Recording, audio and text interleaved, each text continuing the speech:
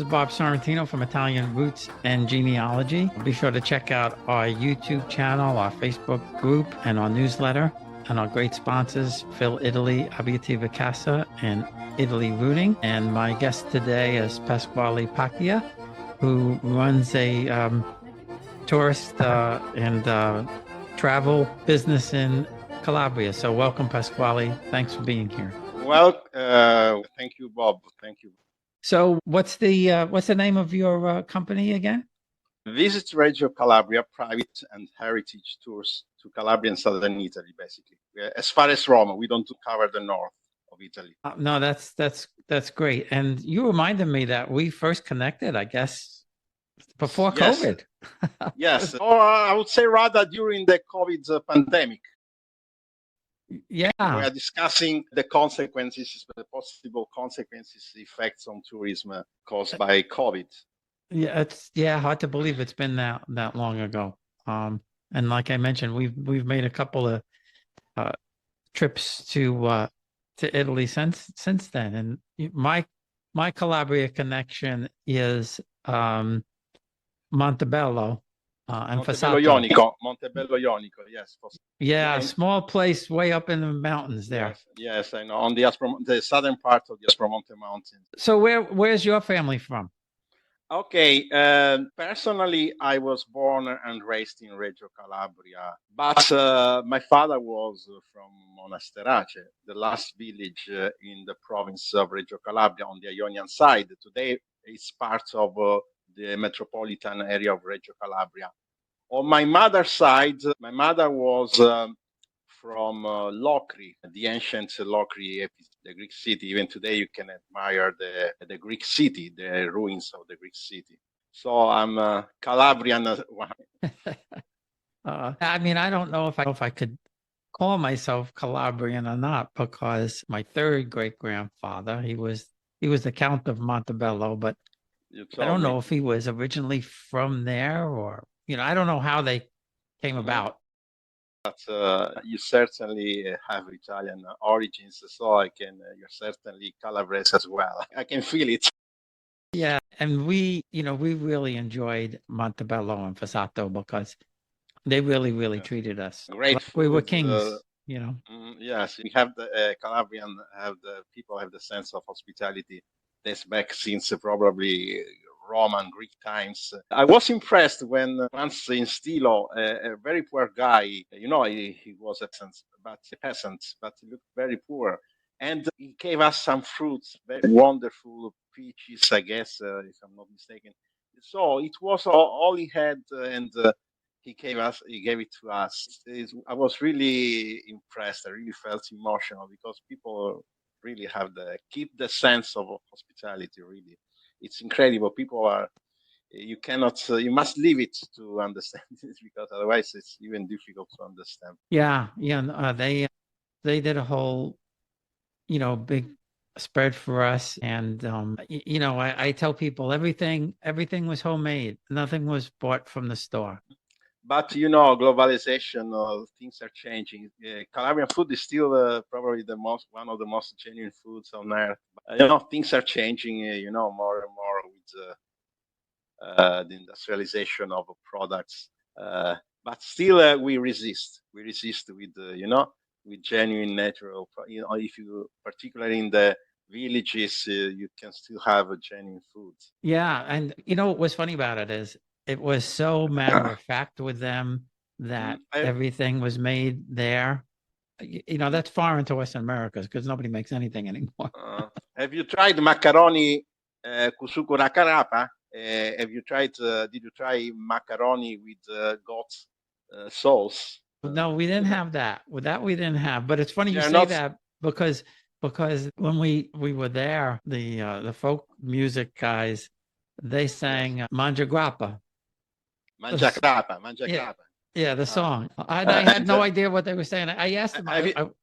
I wanted to play it on the guitar, and it's very simple because it's only a couple. They are not. Have you ever tried nduja? Nduja. That we tried. The spreadable salami. Yes. Yeah. It's become very popular. No longer Calabrese, but it's spread also, I guess, in the U.S. in many parts of Italy, and it's now no longer a Calabrese product because it became very popular. Yeah, the original one was from Spilinga, the Nduja from Spilinga. Yes. Did you know Gianluca De Francesco? Yes, we worked actually with Gianluca. We worked for several years together. He led several tours for me, and I was devastated when I learned what happened to him because really, believe me, I was really devastated. So such a great loss for Calabria's tourism. He was a terrific guide and tour operator. He had his own travel agency. It was simply fantastic, and Yeah, I couldn't believe it when I heard it. And really, all the tourism, the tour guide community, the tour operators in Calabria were shocked by really. It will be missed. It will be yeah. greatly missed. I never got to meet him in person when we did go to Calabria. He Probably because it was very busy touring, so yeah, he used to tour yeah, all the time. So it was not so easy to catch up with him, actually. yeah. But he was simply such a great man, such really, and we shared the same passion, the passion for tourism, for assisting a guest, and we shared the same passion. We really shared the same passion. Really, it will be greatly missed. I couldn't believe sometimes I think life is really unfair. It's really unfair, but what can you do? Yeah, and I felt the same way. We became good friends over the years, and I felt the same way. He was It, just it, very nice. it was impossible not to be friends with Gianluca because he was such a lovable person. Even using the past seems to me absurd, really. But so sad, so sad. So I learned a lot from Calabria about him. But for people listening, what does Calabria have to offer? I mean, we love the South, but what does Calabria have to offer that the other regions don't? Okay, if you ask me, people will think I'm biased, but That's okay. That's fine. but if you ask me, I can tell you that incredibly Calabria has it all.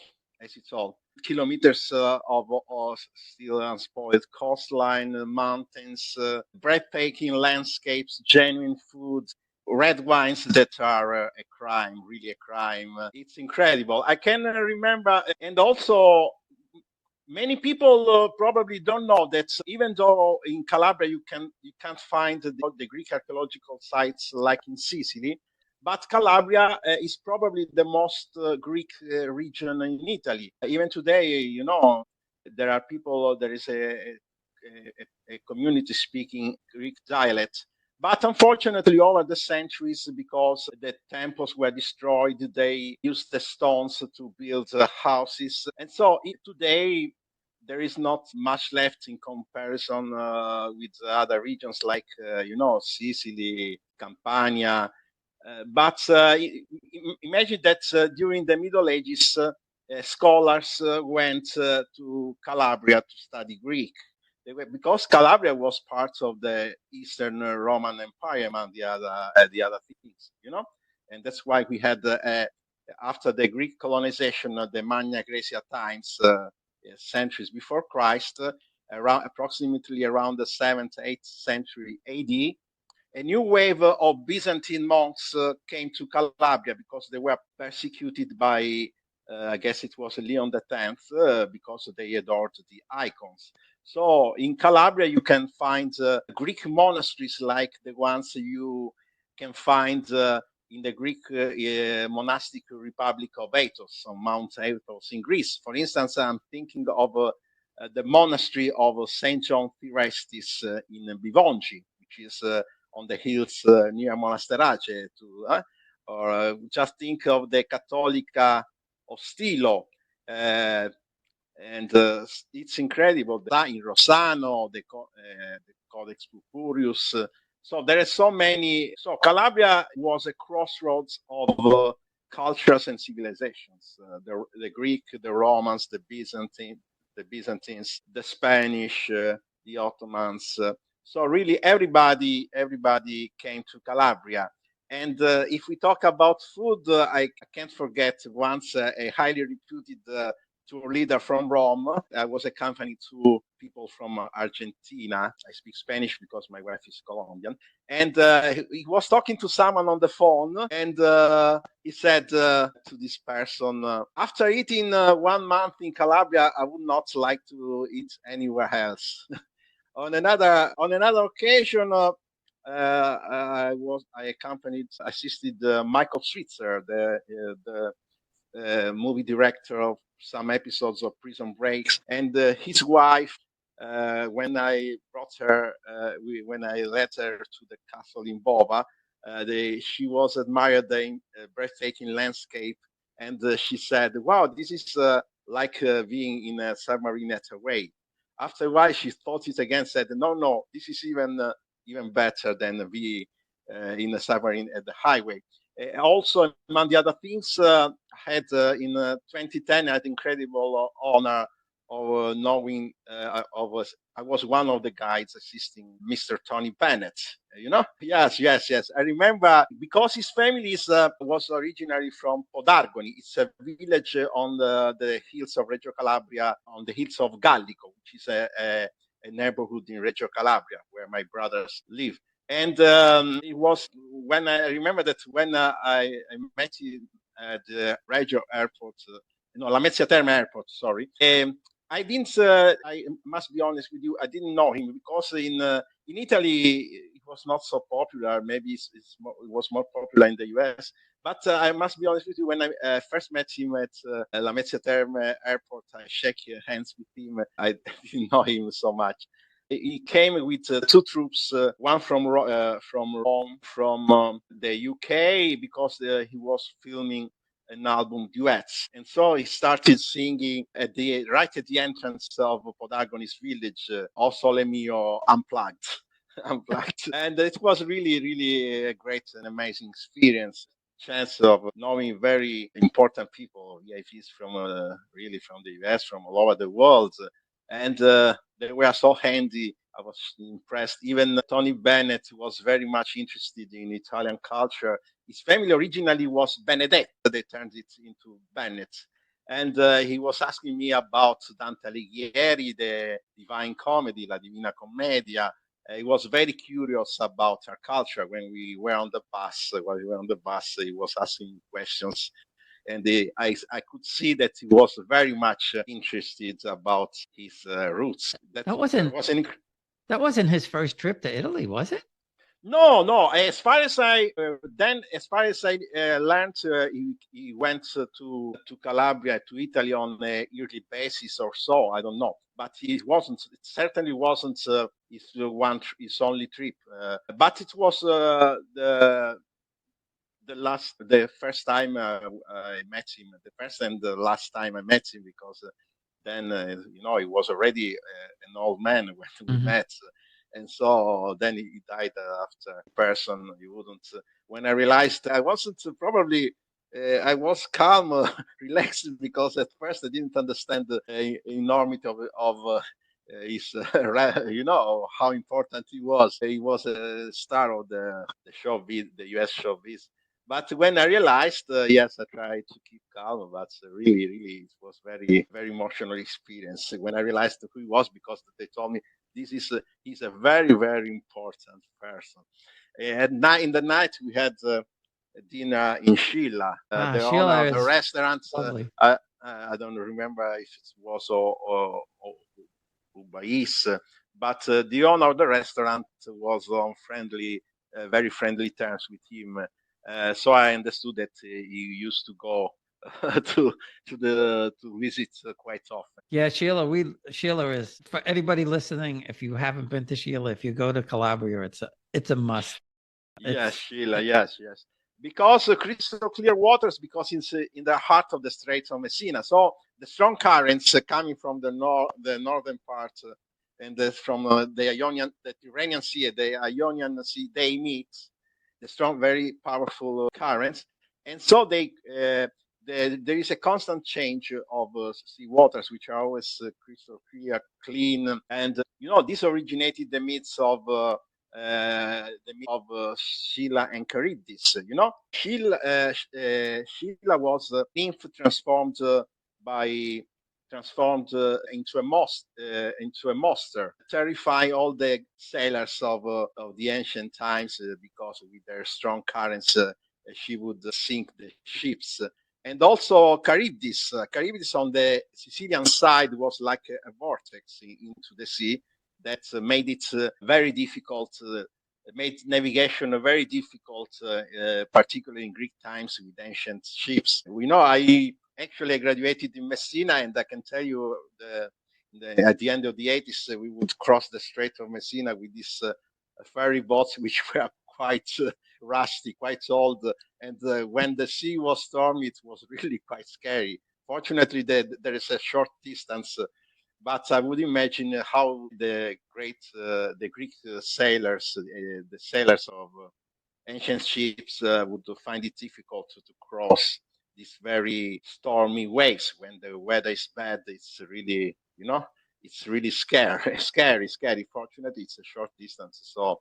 But that's what originated the myth of Sheila and Charybdis. Yeah, we took the ferry across, but it was the big one with all the cars on it that didn't move. Yes, Caronte, Yeah. Caronte tourist. You took Caronte tourist. Yes, indeed. But that- in winter, particularly in winter times, in winter it may be very stormy. In summertime, springtime, not so often. Quite when there is the wind blowing from Africa, the Scirocco wind. It's called Scirocco. Maybe it's stormy, but not very often in the good season. Yeah, and I mean, we still talk about it because the I guess the main part of the town is up on the cliff there, and then you walk down to the Yes, the to the village. shore. The village. But on this respect, why many villages are on the hills, phenomenon of twin villages, I would say, because the sea for many centuries was not a source of wealth for fishermen, because the sea was where the danger came from. The enemy could be the Turkish pirates, the Saracens. The Arabs settled for long periods in Sicily, and from Sicily they would lead quick raids on Calabria coastlines. Actually, if you see every 5 kilometers in the strategical areas of the coast, you will see that there is a watchtower to see if the enemy was coming. Consider that when the Roman Empire collapsed, was sacked by the barbarians in 476 AD. Europe, Italy knew centuries of anarchy, violence. Traveling from city to city was a real danger because it was all forest. Cities were fortified. So imagine that from the fall of the Roman Empire until the 1806, the advent of the French, the Napoleon's brother-in-law conquered Calabria for a while, when there were the French in Italy. The last Arab Saracens raid was in 1806. So for centuries, Calabrian people, Calabresi, saw the sea not as a source of wealth, but as a source of danger. Consider also that the beaches there were marshes, they were unhealthy because it caused malaria. So that's why many villages were founded on the hills, because for various reasons it was safer to stay on the hills rather than on the coast. That's why Calabrian cuisine even today is heavily based on products from the land, from fish based. Even though now things have changed, of course. If you go to Sheila pizza, you can have great fish. Swordfish, which is the sandwich with swordfish, is a typical. But this was only in the 20th century, after the World War II. That the coastline was rebuilt. I remember I was a kid. When I was a kid, my mother, we visited Catanzaro Lido, where the late Gianluca lived. And it was really, there was nothing. Now it's like a tourist district. But in the at the beginning of the 70s, I was just a kid. My mother brought me there, and she told me there's nothing here. It was only cost to see some house, maybe some sketch of. Today it's a tourist very area, very beautiful. But really, the villages on the coastline, on the coast, repopulated after World War II. Probably started to repopulate after World War II. That's why the main villages, the historic towns, are on the hills. For instance, to give you an example, my father's village, Monasterace, there is the village Monasterace Superiore, where you have the castle, all ancient old houses, and Gerace. Gerace means hierax, which means sparrow hawk. Looks like Gerace was founded by some refugees escaping from the coast because of Arab invasions, Saracens invasions, Turkish raids.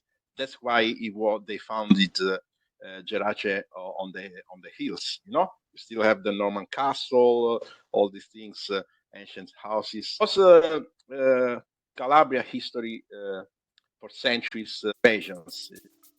Yeah, well, Probably, that's like Rosetto Capuspulico. We'll be right back. Experience Italy like never before, traveling with a scheduled group or create your own bespoke tour with friends with philitaly.co. Pack your bags and follow Phil. That's www.philitaly.co.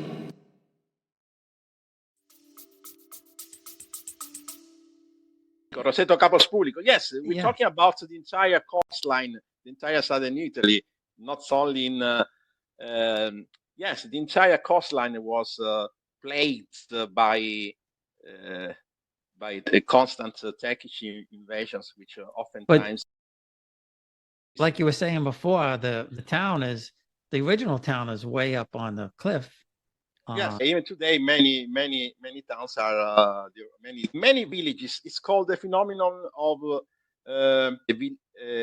twin villages. You have the village on the coast, which most of the times is the most recently built, and the village on the hills, which is the historic town. This is really how Calabria is the area is made of. So if you want to visit the most important villages, the highlights of the region, you will certainly need to drive uphill. What we recommend is that Calabria, as I said, has it all, but the infrastructure is not that good, unfortunately, sadly. So if you want to enjoy your Calabria trip, your Calabria tour to the fullest, do not think of using public transportation, because this could really turn your vacation into a nightmare. Sadly, it's a reality. I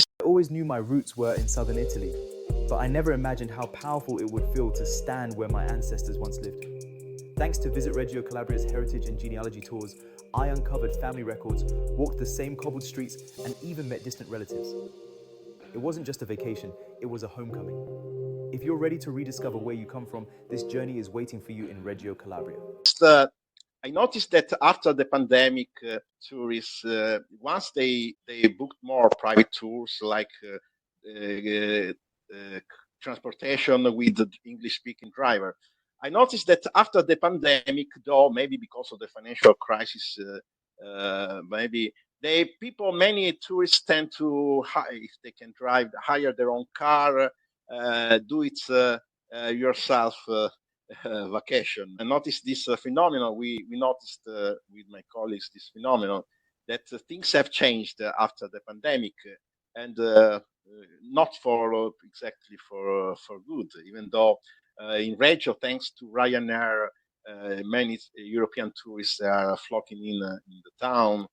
But yes, the pandemic has definitely left its mark on Italy's tourism. I would dare say. Maybe the most touristy areas are not so much affected, but maybe a region like Calabria, even though it's with all its Its infrastructural problem should visit it a lot more than it actually is. It's already okay, but the pandemic definitely left its mark. I think at least as far as we are concerned. Yeah, I tell everyone that though, especially, from Calabria and Sicily and Puglia and Campania, even if you know you're Calabrian, maybe you don't know the hometown, or if you know you're Sicilian, maybe you don't know the hometown. You still need to go to some of these smaller. But okay, this is not only referred to Calabria, but if you want to enjoy your vacation to the fullest all over southern Italy, you need to have your own personal transportation. Yes, sure, there are many places can be visited by train, by bus, but it's not, the idea is like relaxing, staying in the back seat while someone is driving for you. Driving can be in the most busy periods, can be very stressful. So what would be the purpose of driving yourself? I would not recommend if you can enjoy your vacation to the fullest. People may think I'm biased, but I know the tour prices have risen, unfortunately, due to the international crisis, the rise of gasoline. And so it's no longer, I know that oftentimes, while before the pandemic, it wasn't an issue, tour prices were not an issue. After the pandemic, I noticed that many potential guests some potential guests told me this is more than we expected.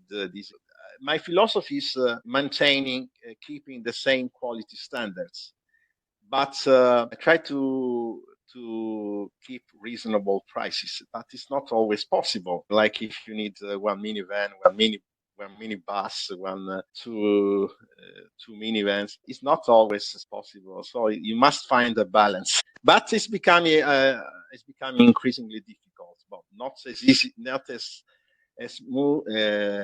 Things are not smooth as before the pandemic. I remember the pandemic was in 2020. I remember in 2019 really was a great period in terms of tours we sold, the private tours we sold.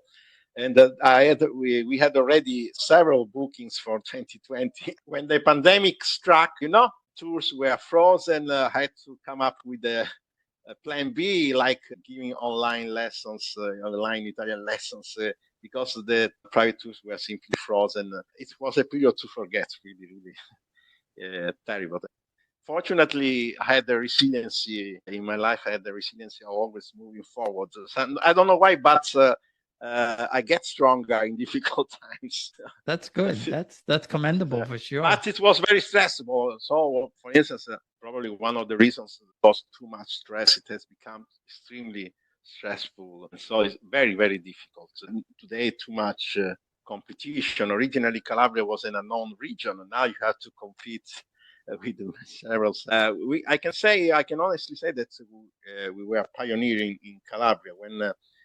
People didn't even talk. Many people didn't even talk about. I can't say we were the first, but somehow the first to begin. For instance, I had the honor to bring some of the global tour operators to Calabria, which were sending groups to Calabria. I want to give you names for privacy reasons, but there were really global tour operators from the US, and some of them were lost because of the pandemic. During the pandemic, it was shocking because some of them you had to refund some tours.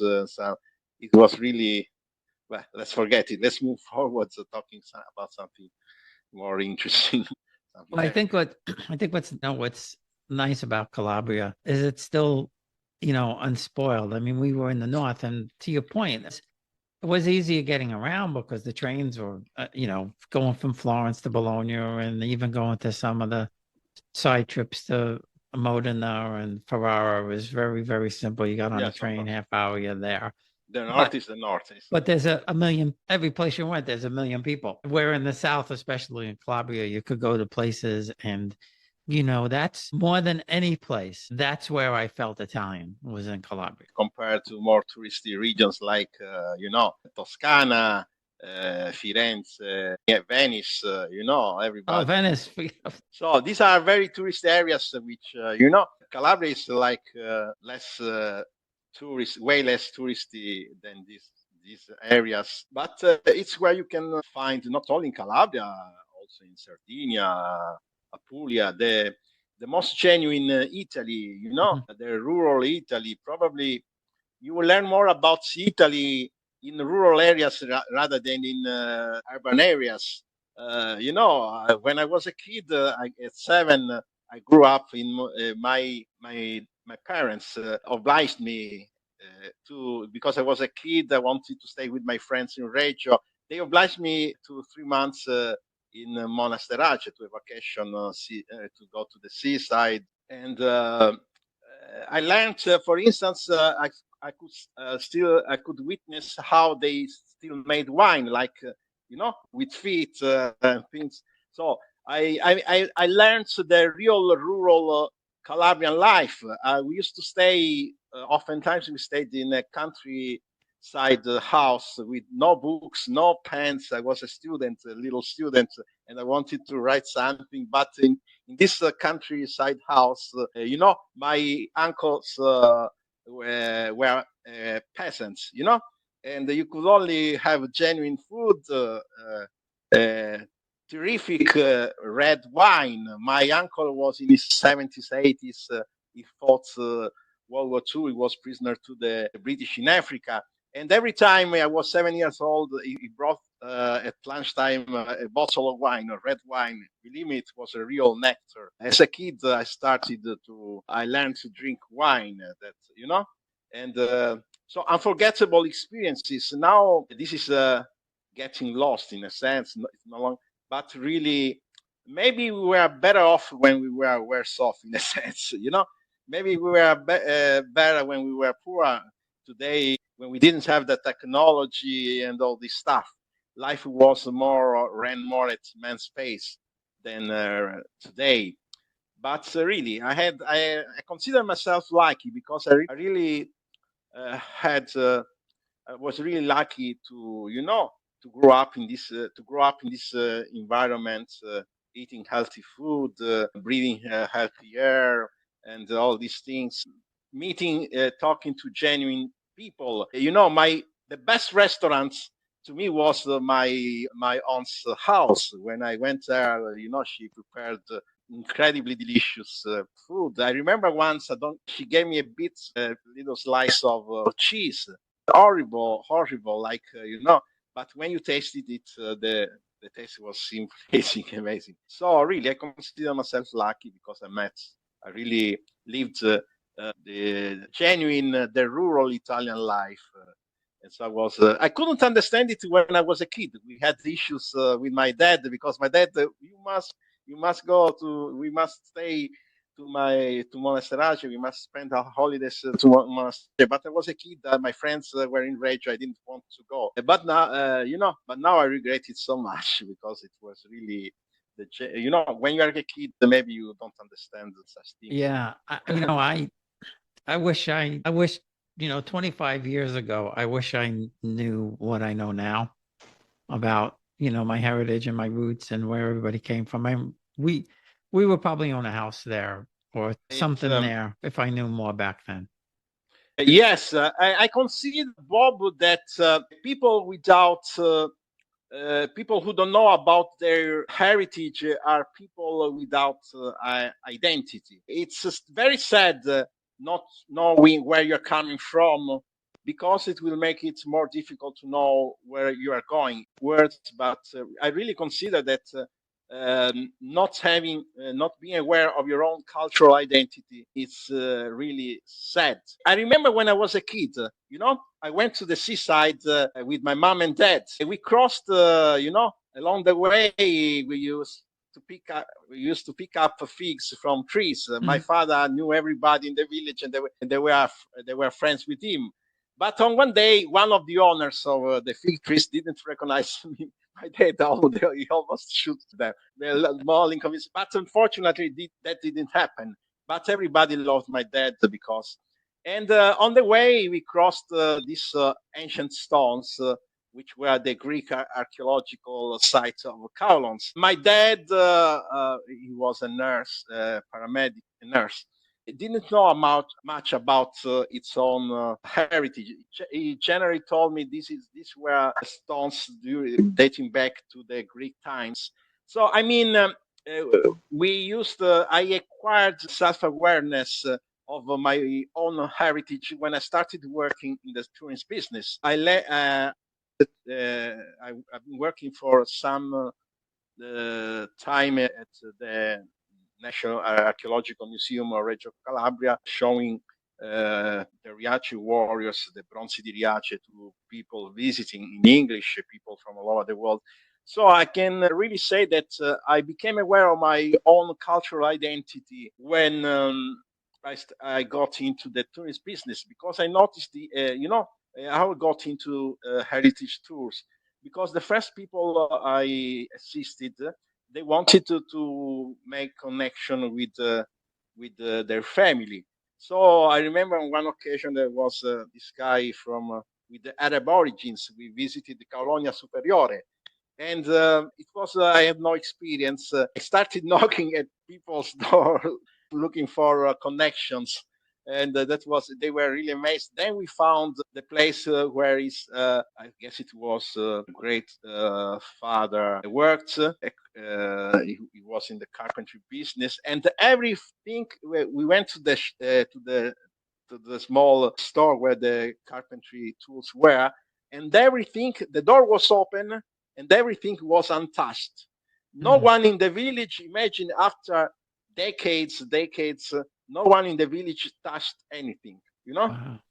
No one, because there was this feeling of respect.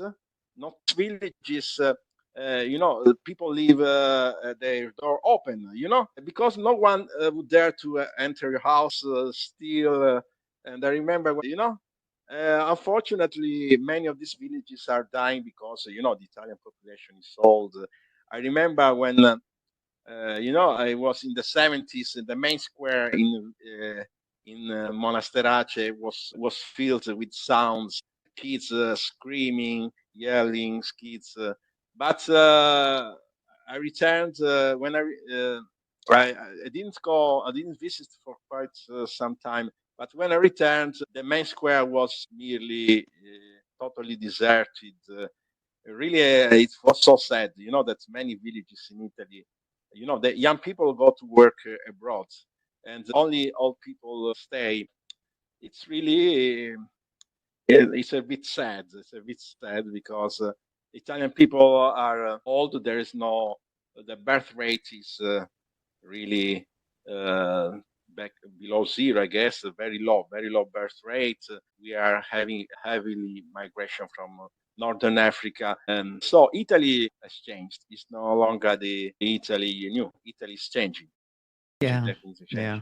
I mean, we saw that in Fossato, where the whole street was just abandoned, and there was, like you said, there was still furniture in there and everything. It was sad. So before we go, if anybody wants to contact you, and yes, of course, through our website www.visitregiocalabria.com or info@visitregiocalabria. That's fantastic.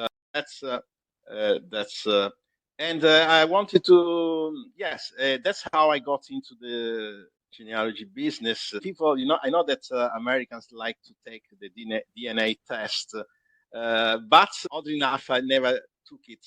But probably if I took it, they would find Greek blood, Arab blood into my veins. It happened to me that when I was speaking Spanish, more than one person asked me, "Where are you from?" I'm Italian, from Southern. Are you sure you speak Spanish like an Arab? Probably that's because there must be some Turkish blood, maybe because of the constant invasions. But I will take the DNA testing. And I say that people in Italy don't need to take a DNA test, because you could go to the cemetery and you're not used to. Yes, right. You have 300 years in there. Parts of a culture. One last thing I would like to add. I would recommend many potential guests that are looking for the connect with their family origins. You need to understand that you must have the right information. Mhm. Otherwise, for instance, if you're looking for a birth certificate, death certificate, many I noticed many think that the information is online on websites. While there are websites like Antenati, but unfortunately, the digitization process in Calabria was never completed. So, regrettably, many certificates, many documents are not available online. So you will have to look them to go directly at the source, because if you are lucky to find them, because consider that we had 2 wars, many documents, certificates might have been destroyed. We had earthquakes in Calabria. And so I recommend that don't start a genealogy research if you don't have accurate information, because you would end up losing, you might end up losing your money. And unfortunately, you need to also, if you apply for if you are asking from the certificates from the comuni, from registry offices, don't do it with a regular email. Buy a PEC email, Posta Elettronica Certificata, certified email with legal value, because sadly, many administrations won't even answer non-PEC emails. So this is and also, we experienced problems like when I asked a guest, because, if you require documents, you need to be authorized by the person that is the certificates. Otherwise, we can't ask, they won't give certificates away to anyone showing up. You will need to authorize the person. So in some cases, some people didn't, I'm not asking for your ID, but at least your driving license you need to provide if you can travel to Italy, unless you are visiting yourself. You are being assisted by the guide, by the genealogist. But we had problems, we experienced problems like I will never provide my driving license, my ID, because they are afraid to be scanned. But in this way, it will become impossible to do the documents request genealogy research. So my advice to people who wanted to connect to their families needing certificates is don't do it if you have a very, very generic information, wrong information, because you will lose time, waste time and money, and you will not be able to find your documents, because in many villages maybe last names, there are so many last names, but you need to know which really belongs to your family. So it's better not to know what you are looking for, because otherwise it will be you might end up thinking, oh, they scammed was scammed. On various occasions we had to refund money, because also sadly some administrations are not so cooperative in a sense. I don't know if it's, and in some cases we had to refund money as a result of that. So my advice is don't start a genealogy research at the certificate request if you don't have at least the full name. It would be better if you had the full date, but at least the full name, that you provide the information which is relevant to the research. That's it. Yeah, That's no, what I wanted to say. that's really good advice. And yeah, I tell people the same thing. I tell them the same thing. Well, Pasquale, thanks again. I appreciate you being on. Great conversation. Very special day. Wish you a very special day. Take Uh-huh. care.